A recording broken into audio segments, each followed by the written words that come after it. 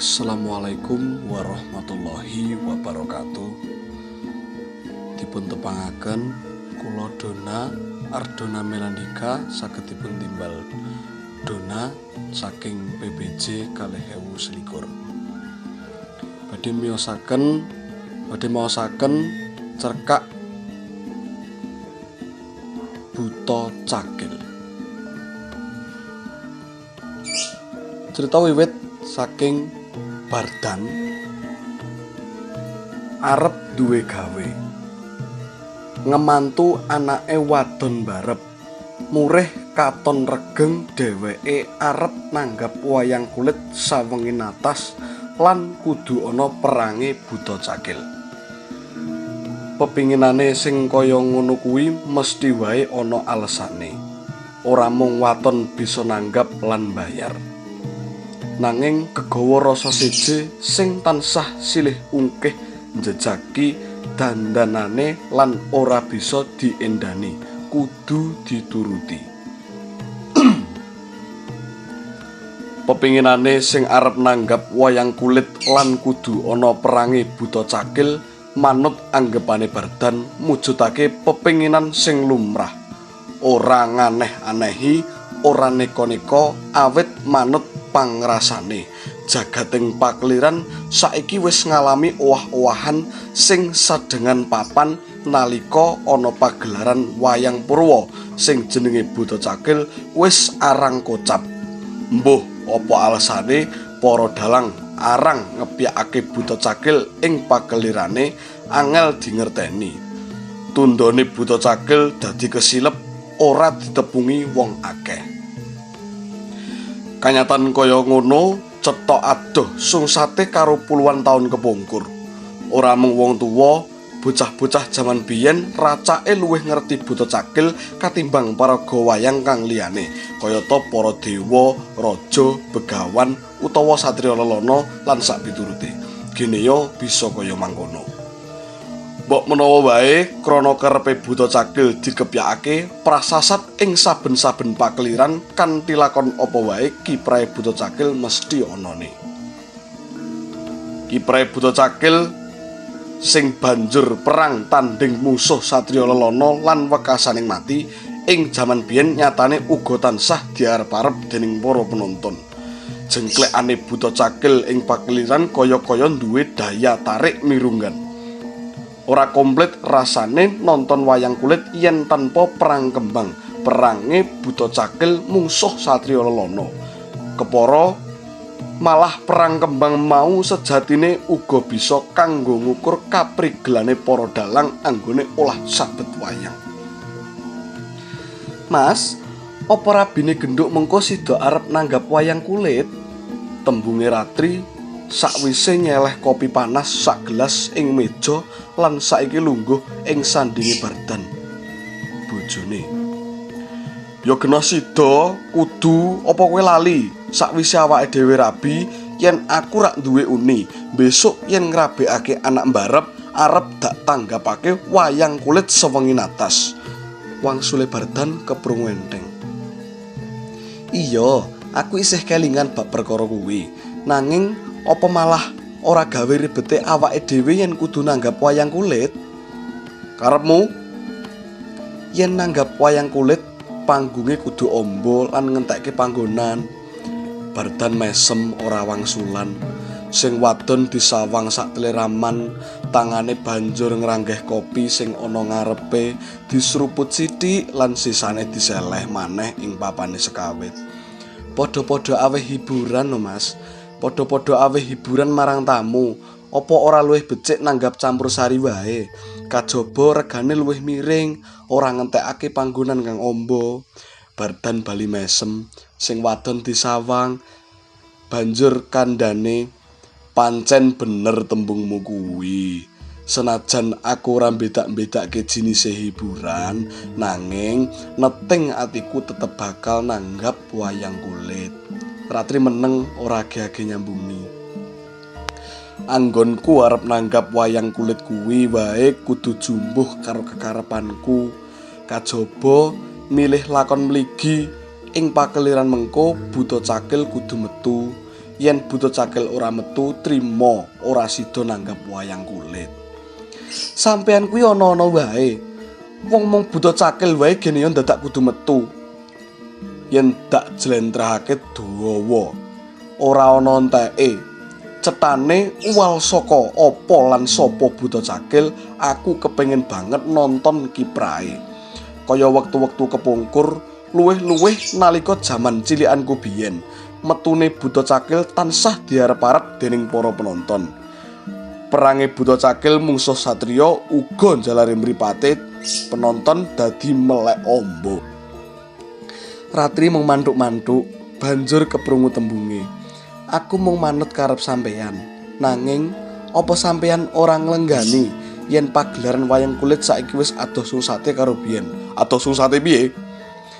Pagelaran wayang kulit biyen critane turut lan nuruntut. Yen ana glenyengan utawa lelucon mung sak derma kanggo kembange crita wae. Bareng saiki adoh banget sungsate, Mas. Glenyengan gedabyah juwerahi sampeyan mesti ngerti. Wayahe limbukan utawa gara-gara ing pakeliran saiki bisa dipesthekake bakal nguras wektu kanggo wayah glenyengan. Yen wis ngono critane banjur diprongol-prongolke sak penake dhewe. Mbok menawa wae kuwi sing jalari Buta Cakil ora metu utawa ora dikepyakake. Bartan ora kemecap bareng krungu tembung sing kaya mangkono. Ora nyono ora ngira babar pisan yen Ratri bisa crita akeh ngenani kahanan pakeliran saiki. Kuwi kanyatan sing ana, Mas. Karo omong kaya ngono, Ratri banjur menyat saka kursi lan jumangkah mlebu kamare mapan turu awit sesuk-esuk kudu mangkat mulang.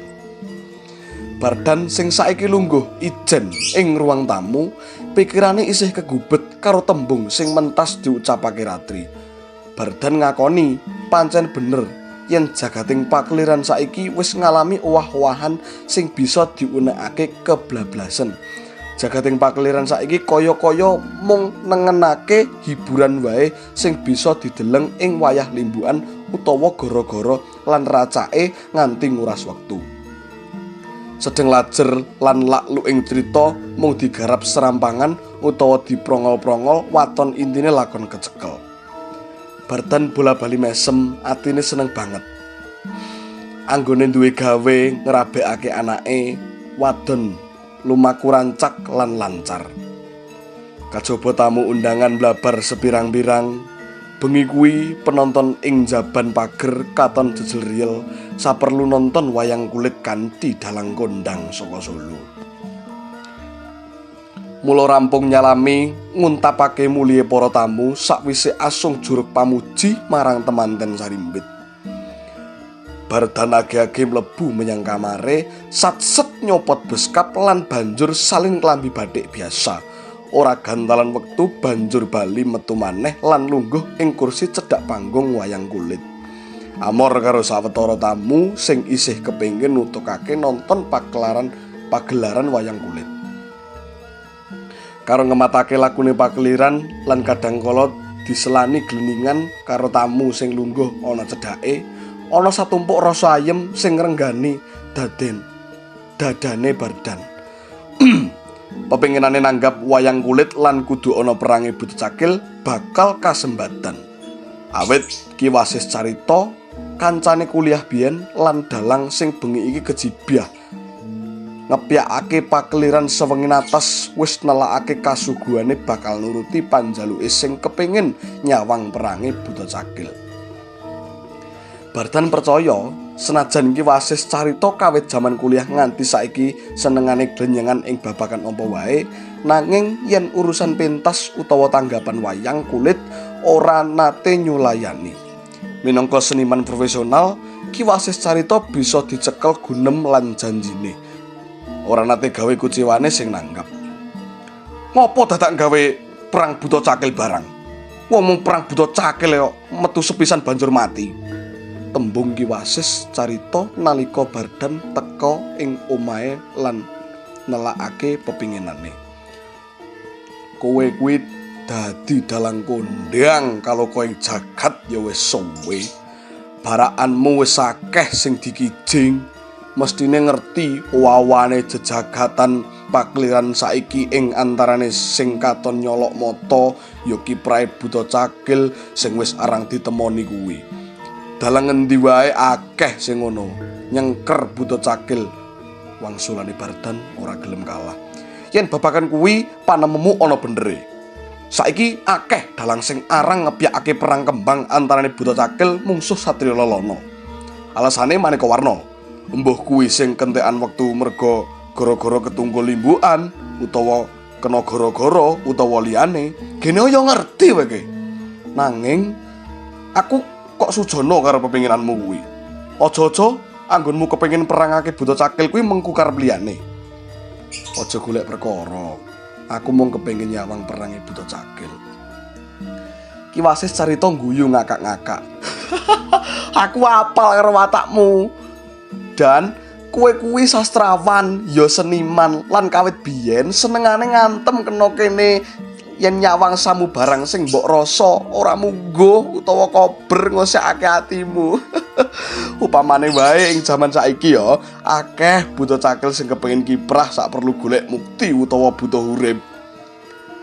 Pepenginane Bardan ambyar nalika Pak Lurah ngerti-ngerti jawel pundake lan banjur pamitan awit gara-gara punakawan wis rampung. Sawise nyalami lan ngaturake panuwun, panyawange Bardan bali tumancap menyang pernahe kelir. Kaya ngapa senenge atine nalika ing kelir banjur jumedul Buta Cakil, jejogetan jingkrak-jingkrak ngandang lakune sang satriya. Atine Bardan sansaya bungah nalika nyipati perange Buta Cakil nganti sawetara suwene. Nanging Bardan dadi njomblak nalika nyipati sing dumadi ing pakeliran. Nalika Buta Cakil siji metu lan mati dening satriya banjur disusul metu Buta Cakil liyane nganti 5 rambahan. Ora kaya sing ana ing angen-angene sawise Buta Cakil metu lan mati mestine banjur disusul buta jinis liyane. Ora terus-terusan Buta Cakil kaya sing disipati iki. Wah, Wasis si pancen kurang ajar. Wardan ngedumel dhewe senajan panyawange isih terus tumancep menyang pernaing kelir. Nanging ora ngono mungguhe wong-wong sing lagi padha nonton. Nyipati metune Buta Cakil sing ora mung sepisan kuwi njalari padha kresah-kresuh lan malah ana sing wani alok banter. Lagi sepisan iki nonton wayang kulit Buta Cakile sepirang-pirang. Bengi iki lakone pancen Buta Cakil 1000. Buta Cakile elok tenan. Bardan sing krungu kresah-kresah lan aloke penonton kaya ngono bisane mung meneng ora gagas banget-banget. Jenenge wae wong delok ana kala mangsane kendel alok.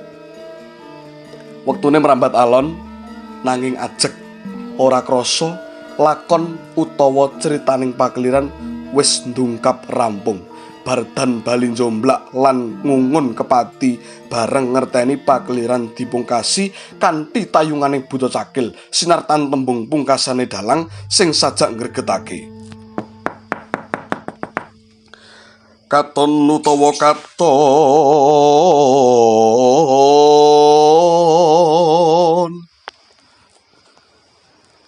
sejatining Buta Cakil kuwi tetep ana. Selawase Buta Cakil ora bakal ilang ing satengahing panguripan. Buta Cakil bakal terus jejogetan kapan lan ing ngendi wae. Ing kene mung karimile pilih satriya utawa buta.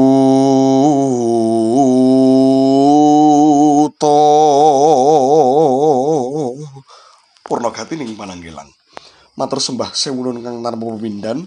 Anggen kula maosaken cerkak kang judul Buta Cakil menika. Anugrih Hitu Somi. Matur sembah sewu nuwun. Wassalamualaikum warahmatullahi wabarakatuh.